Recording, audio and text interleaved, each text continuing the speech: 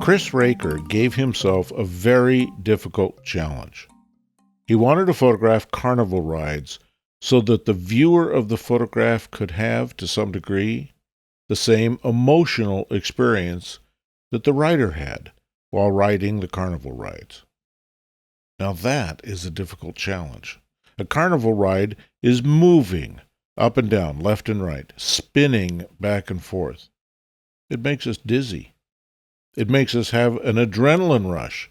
In fact, it's the purpose and objective of carnival rides. And what does a photograph do?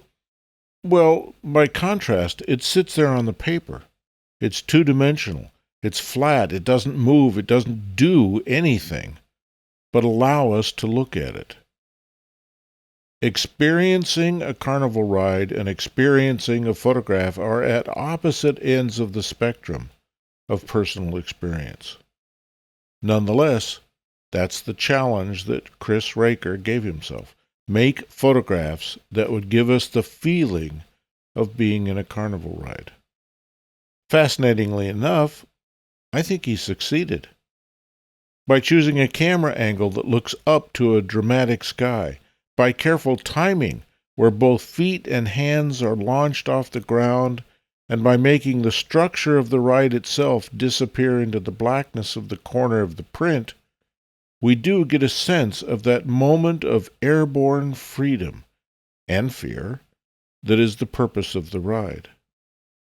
When I look at his photograph, I know what it's like to be on that ride. The images are dramatic, and so is the carnival ride.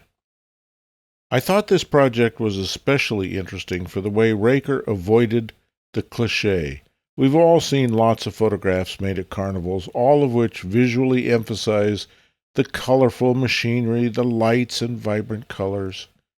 We typically see crowds, vendor stalls, sweet food, and lots of children. It's all so predictable and boring. It would have been so easy for Raecker's project to regress to this ordinary way of seeing. But it didn't. The key was that he shifted his attention ever so slightly. This is the only portfolio we've seen that shows us the experience of the carnival rather than the appearance of it. It's so easy for us photographers to become seduced by the way something looks. After all, photographs are a terrific medium for doing just that. But showing us what something looks like is merely a poor substitute for us being there and seeing it for ourselves. Photography as art, as compared to photography as a technology, is rarely successful when all it does is copy the appearance of the world. The best photographs speak to the heart, even more than they do to the eyes. This example from Raecker is an exemplary lesson that illustrates that point.